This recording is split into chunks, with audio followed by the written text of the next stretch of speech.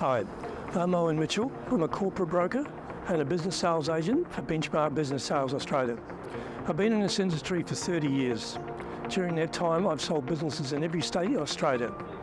I'm also recognised as an expert valuer in small to medium enterprises.